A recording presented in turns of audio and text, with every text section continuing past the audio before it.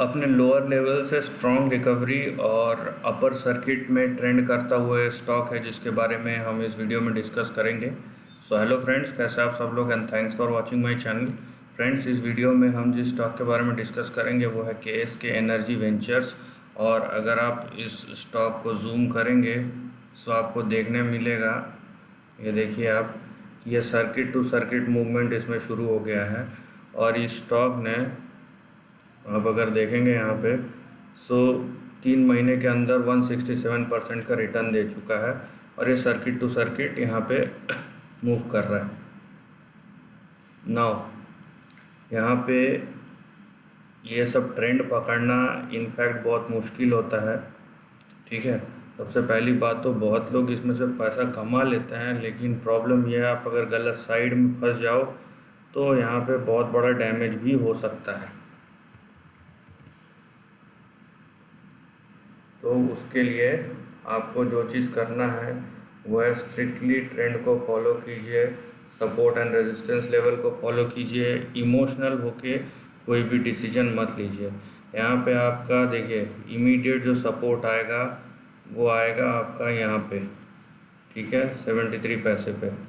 आपका जो रेजिस्टेंस है उसके बाद वो आएगा यहाँ पे 2.33, और आपका जो सपोर्ट है वो आएगा यहाँ पे 2.88। इसके बाद अगर 2.33 क्रॉस करता है सो नेक्स्ट रेजिस्टेंस आपका आ सकता है यहाँ पे,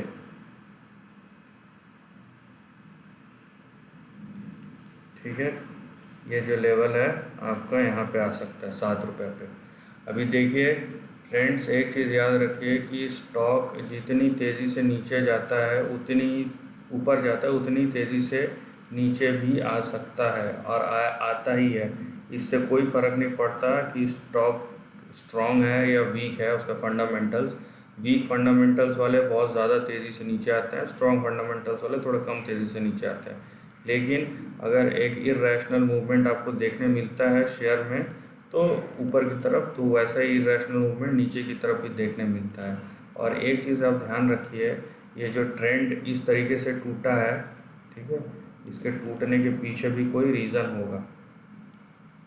तो आप यहाँ पे देखिए, ये ट्रेंड जो टूटा था अभी ये इस लाइन के बाहर निकल गया, तो मतलब ये ट्रेंड कहीं ना कहीं डाउन ट्रेंड वायलेट हुआ है। और इसीलिए यहाँ पे आपको ऊपर के टेक्निकल टर्म्स में बोले तो ऊपर की तरफ अभी आपको मूव्स दिख रहे हैं, लेकिन उसके सपोर्ट एंड रेजिस्टेंस लेवल जो मैंने बताया है वो आप स्ट्रिक्टली फॉलो कीजिए। यहाँ पे कोई इमोशंस को अटैच करने की कोशिश मत कीजिए, ठीक है। यहाँ पे अब बात करते हैं नंबर्स के ऊपर। देखिए, ये KSK एनर्जी वेंचर्स आपको पावर जनरेशन में, operation and maintenance of power generation assets, ठीक है, बहुत छोटी कंपनी है, 36 करोड़ का मार्केट कैप रह गया है। बुक वैल्यू नेगेटिव है, मतलब इस कंपनी के पास रिजर्व्स नहीं है। स्टॉक भी आपको दिखेगा बहुत कम है। आपको यहाँ पे ROC 1% का, जो कि बहुत कम है। रिटर्न ऑन इक्विटी आपको नेगेटिव दिखेगा, क्योंकि यहाँ पे इक्विटी नहीं होगा, इसलिए रिटर्न ऑन इक्विटी नेगेटिव दिख रहा है। डेट टू इक्विटी 0 है, क्योंकि इक्विटी यहाँ पे नेगेटिव होगा। सेल्स ग्रोथ आपका नेगेटिव में है। यहाँ पे देखिए, प्रमोटर के पास जितना भी स्टेक है उसका 90% जो है प्लेज किया हुआ है, मतलब इंस्टीट्यूशन के पास गिरवी रखा हुआ है। उसके बाद आप रेशियोज़ पे देखिए, 9% से ये 2% पे आ गया है, ठीक है। प्रमोटर का स्टेक, प्रमोटर ने अपना स्टेक 50% से 30%, मतलब 20% का पिछले 2-2.5 साल में 20% गिरा दिया है। और वो ख़रीदा किसने है? वो ख़रीदा है पब्लिक ने।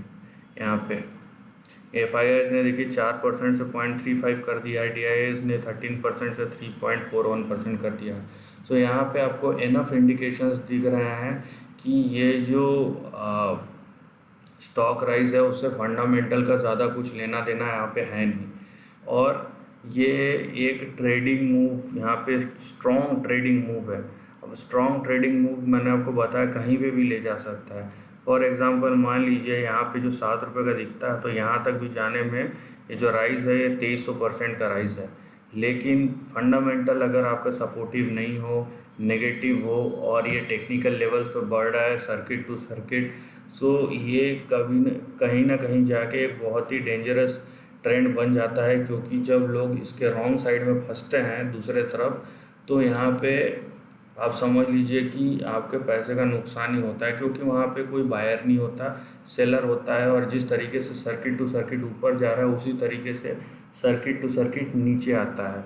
और ये रिटेल इन्वेस्टर्स के पास इतना नॉलेज नहीं होता, इतना डेटा नहीं होता उस चीज़ को देखने और समझने का कि वहाँ पे एक्चुअल में हो क्या रहा है।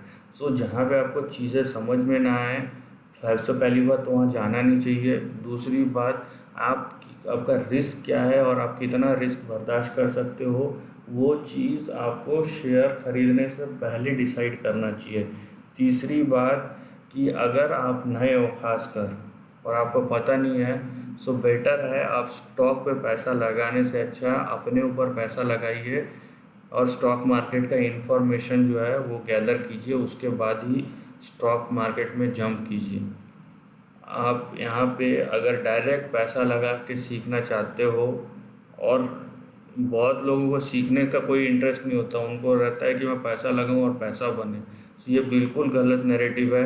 आप 10 ट्रेड मान लीजिए, वैसा करके अगर 10 बार पैसा कमा भी लिए, लेकिन 11वीं बार जब क्यों पैसा जाएगा ना, तो उसका इम्पैक्ट वो 10 बार से ज़्यादा होगा। और उसका रीज़न ये है कि हमारा मोरल इतना बूस्टअप हो जाता है कि मैं लिमिटेड नॉलेज से भी अनलिमिटेड पैसा कमा सकता हूँ। लेकिन जब हमको वो चीज़ का पता नहीं रहता है और एक इंसिडेंट ही अपने कॉन्फिडेंस, जब ओवर कॉन्फिडेंस में कन्वर्ट हो जाता है, एक इंसिडेंट हमको काफ़ी होता है कि पूरा पैसा डुबाने के लिए। तो ये सब चीज़ें जो है आपको एक्सपीरियंस से ही पता चलता है। सो बेटर है आप चीज़ों को देखें, सीखें, और हर ट्रेडिंग अप मूव, चाहे वो 1000% का हो, 10,000% का हो, अगर वो सस्टेन नहीं कर सकता है तो, और आपको समझ में नहीं आता वो सब चीज़, तो आप उससे दूर रहिए, पहली बात। और दूसरी बात, अगर आप ऐसे रिस्की ट्रेड्स में जाते हैं, तो आपको अपना रिस्क पता होना चाहिए कि मेरा अगर गया पैसा तो क्या होगा। तो this is the end of the video दोस्तों। वीडियो पसंद आया तो लाइक और शेयर कीजिए, थॉट्स कमेंट सेक्शन में लिख के बताइए, और ऐसे ही नए अपडेट्स के लिए मेरे चैनल को प्लीज़ सब्सक्राइब कीजिए। Lastly, take care of your family and friends.